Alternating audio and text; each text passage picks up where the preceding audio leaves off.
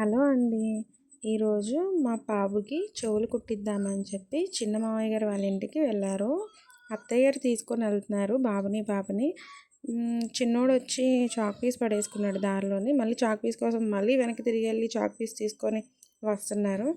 పాప వెళ్ళింది. పాప వెనకాలే బాబు వచ్చాడు.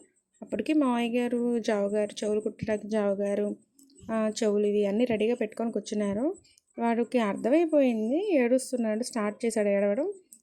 అత్తయ్య గారు కుట్టించుకుంటారా, నా వల్ల కూర్చోబెట్టుకొని కుట్టిస్తాను అన్నాడు. అని అత్తయ్య గారు కూర్చోబెట్టుకున్నారు. కూర్చొని అంటున్నాడు. చాక్ పీసులు చేతికి ఇస్తుంటే కూర్చున్నాడు. చాక్ పీసులు తీసుకొని కూర్చొని అత్తయ్య గారు పెన్ ఇచ్చి మార్క్స్ చేస్తున్నారు. ఎక్కడ కుట్టాలి ఏంటి అని చెప్పి మార్క్ చేస్తున్నారు. వాడికి అర్థమైపోతుంది చెవులు కుడుతున్నారు, నాకు వీళ్ళు ఏదో చేసేస్తున్నారు అని చెప్పి వాడి చెవులు విదిలిచ్చేసుకుంటున్నాడు.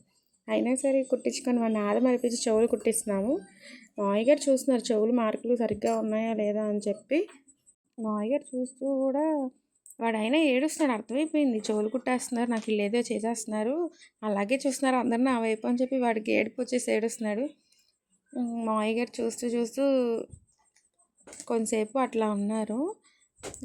తర్వాత చెవులు కుట్టేశారండి. ఎలాగైనా సరే కూడా చెవులు ఆదిలు చూసి ముందు రైట్ చెవు కుట్టారు. కుట్టగానే ఏడ్చేశాడు. రెండో చెవు అసలు కుట్టించుకోలేదు. కానీ అత్తయ్య తలకి పట్టేసుకొని గట్టిగా కూర్చున్నారు. రెండో చెవు కూడా ఎలా కుట్టించేసుకున్నాడండి. కుట్టించుకొని ఏడ్చి చాలాసేపు ఏడ్చాడు. ఒక చాక్ పీస్ సరిపోదు, ఇంకో చాక్ పీస్ కావాలి.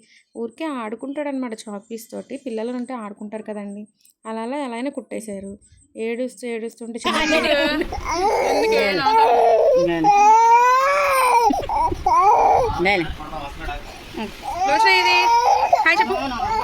కుట్టేసాం ఈరోజు.